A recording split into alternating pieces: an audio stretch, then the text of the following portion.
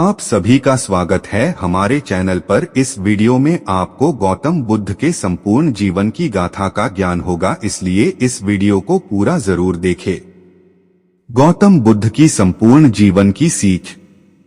गौतम बुद्ध का जन्म 563 ईसा पूर्व में हुआ था और उनकी मृत्यु 483 ईसा पूर्व में हुई। इन्हें महात्मा बुद्ध, भगवान बुद्ध, सिद्धार्थ व शाक्यमुनि नाम से भी जाना जाता है। गौतम बुद्ध एक आध्यात्मिक शिक्षक थे जो ईसा पूर्व 6वीं और 5वीं शताब्दी के बीच भारत में रहे थे। बुद्ध का जन्म एक धनी परिवार में हुआ था, लेकिन उन्होंने ज्ञान प्राप्त करने के लिए अपने धन और स्थिति का त्याग कर संसार को जन्म, मरण और दुखों से मुक्ति दिलाने के सत्य मार्ग एवं दिव्य ज्ञान की खोज में रात्रि में राजपाट का मोह त्याग कर वन की ओर चले गए, जहां जाकर वह एक पेड़ के नीचे बैठ गए और प्रण किया कि जब तक उन्हें दुख के रहस्य का उत्तर नहीं मिल जाता तब तक वह हार नहीं मानेंगे। वर्षों के कठोर ध्यान और अध्ययन के बाद आखिरकार उन्होंने ज्ञान प्राप्त कर ही लिया और वे सिद्धार्थ गौतम से भगवान बुद्ध बन गए। भगवान बुद्ध को बौद्ध धर्म का संस्थापक कहा जाता है। उनकी शिक्षाओं से बौद्ध धर्म का प्रचलन हुआ। बुद्ध सत्य, सदर्श व धर्म पर दृढ़ रहने की बात करते थे। बुद्ध के धर्म प्रचार से भिक्षुओं की संख्या बढ़ने लगी। बड़े बड़े राजा महाराजा भी उनके शिष्य बनने लगे। भिक्षुओं की संख्या बहुत बढ़ने पर बौद्ध संघ की स्थापना की गई और उन्होंने अनगिनत लोगों को अधिक नैतिक और करुणामय जीवन जीने के लिए प्रेरित किया है। बुद्ध के जीवन पर आधारित ऐसी कई कहानियां हैं जिससे जनमानस भी आत्मज्ञान पा सकता है। आज हम आपको भगवान बुद्ध की कई अद्भुत कहानियों से परिचित कराएंगे। ये कहानियां आपको जीवन के बारे में बहुत कुछ सिखा सकती हैं। गौतम बुद्ध ने लोगों बहुत सरल और प्रेम भाव से ज्ञान की बातें बताई। गौतम बुद्ध की प्रेरणादायक कहानियां। गौतम बुद्ध की इन कहानियों से आप जीवन के महत्वपूर्ण सवालों के जवाब जान सकते हैं, जैसे जीवन क्यों है, जीवन क्या है, जीवन का उद्देश्य क्या है।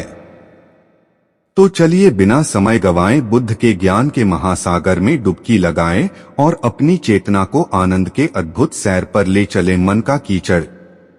बहुत समय पहले की बात है। एक बहुत गरीब इंसान था। उसके साथ उसकी पत्नी और 2 छोटे छोटे बच्चे भी थे। उसका अपने परिवार का पालन पोषण करना बहुत कठिन हो गया था। उसका दिमाग काम नहीं करता था और मन भी अशांत रहने लगा। तभी उसने अपना घर छोड़ने का फैसला लिया। एक रात जब उसकी पत्नी और दोनों बच्चे सो रहे थे तो वो चुपचाप घर से चला गया। रात में बिना किसी मंजिल के वो आदमी चलता रहा। तभी अचानक उसने देखा कि एक नदी किनारे भगवान बुद्ध अपने शिष्यों के साथ बैठे हैं। उसी वक्त उसने निर्णय लिया कि वह अब सन्यासी हो जाएगा और भगवान बुद्ध का शिष्य बनकर यहीं रहेगा। उसके बाद वह भगवान बुद्ध के चरणों में जाकर गिर गया और उनसे विनती करने लगा कि वो उसे अपना शिष्य बनाकर अपने साथ ही रख लें। भगवान बुद्ध ने उस गरीब इंसान की बात सुनकर उसे अपना शिष्य बनाकर अपने साथ रख लिया। भगवान बुद्ध अपने शिष्यों के साथ आगे बढ़ते हैं। रास्ते में चलते चलते थक गए थे। सब रुककर एक पेड़ के नीचे विश्राम करने लगते हैं। तभी भगवान बुद्ध को गर्मी के मारे बहुत तेज प्यास लगने लगी। उन्होंने अपने नए शिष्य से कहा, यहाँ पास में ही एक सरोवर है, तुम जाकर वहाँ से पानी ले आओ। भगवान बुद्ध का आदेश मानकर वह सरोवर से पानी लेने चला गया।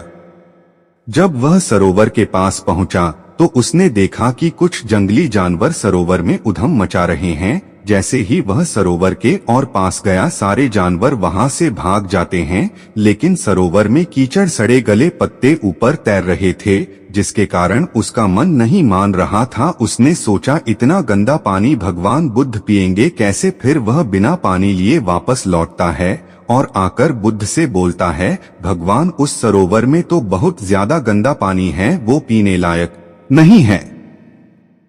अपने शिष्य की बात सुनकर भगवान बुद्ध थोड़ी देर चुप होकर बोले, जाओ उसी सरोवर से जाकर पानी लेकर आओ। भगवान बुद्ध का आदेश मानकर वह वापस से सरोवर की तरफ चला गया, लेकिन वह मन में यही सोच रहा था कि भगवान बुद्ध इतने गंदे पानी को कैसे पिएंगे। जैसे ही वह सरोवर के पास गया, वह ये देखकर चौंक गया कि सरोवर का पानी एकदम निर्मल और स्वच्छ हो गया है और अपने स्वभाव में बह रहा है।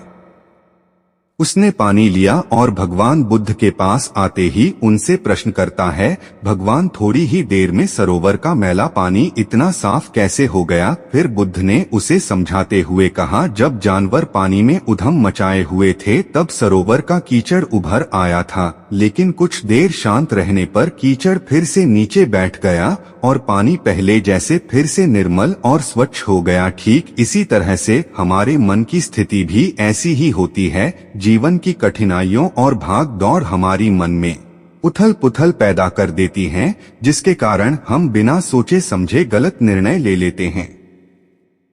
लेकिन कोई भी निर्णय लेने से पहले अगर हम अपने चित्त को शांत रखें और धैर्यपूर्वक बैठकर सोचें तो हमारे मन की वो उथल पुथल भी पानी की कीचड़ की तरह नीचे बैठ जाती है और तब हम जो भी निर्णय लेते हैं वो हमेशा सही होता है। इसलिए बुरे समय में इंसान को अपना धीरज नहीं खोना चाहिए, तुरंत प्रस्थान करना चाहिए। जहां हमारा सम्मान न हो वहां हमें एक पल भी नहीं रहना चाहिए। जब हम यहां बाहर घूमने के साथ गए तो यहाँ के लोगों ने हमें बहुत बुरा भला बोला। यहाँ के लोगों को दुर्व्यवहार के सिवा कुछ और आता ही नहीं है।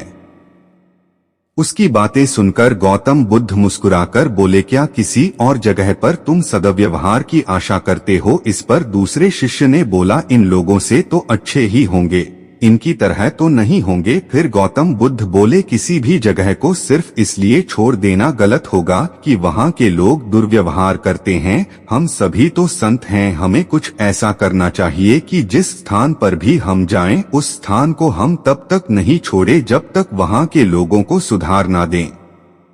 हम जिस भी जगह पर जाएं वहाँ के लोगों का कुछ भला करके ही वापस लौटें। हमारे अच्छे व्यवहार के साथ वो लोग कब तक हमसे बुरा व्यवहार करते रहेंगे? एक ना एक दिन उन्हें यह एहसास हो जाएगा कि हमें ऐसा व्यवहार नहीं करना चाहिए। आखिर में उन्हें सुधरना ही होगा। वास्तविकता में संतों का कार्य तो ऐसे लोगों को सुधारना ही होता है। सही चुनौती वो होती है जब हम विपरीत परिस्थितियों में खुद को साबित कर सकें।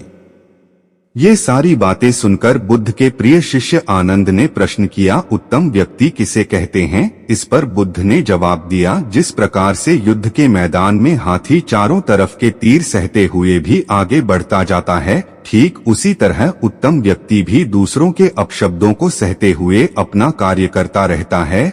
जो खुद को वश में करना सीख ले, उनसे उत्तम कोई और नहीं हो सकता। अंततः सभी शिष्यों को गौतम बुद्ध की सारी बातें अच्छे से समझ में आ गई और उन्होंने उस शहर से जाने का इरादा त्याग दिया।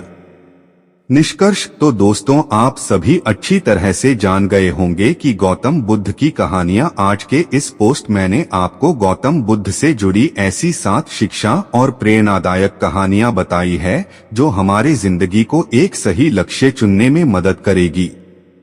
गौतम बुद्ध की कहानियों में लाखों लोगों को शांति, खुशी और पीड़ा से मुक्ति पाने में मदद की है। अगर आप भी गौतम बुद्ध और उनकी शिक्षाओं के बारे में अधिक जानने में जिज्ञासु हैं, तो ऐसी कई किताबें, वेबसाइटें और अन्य संसाधन उपलब्ध हैं जो आपको ऐसे अद्भुत व्यक्ति और उनकी शिक्षाओं के बारे में और जानने में मदद कर सकते हैं। हमें आशा है कि यह ब्लॉग पोस्ट को सुनने के बाद आपको गौतम बुद्ध के बारे में पूरी जानकारी मिल गई होगी। अगर आपको ये जानकारी अच्छी लगी हो तो अपने सभी दोस्तों में शेयर करें।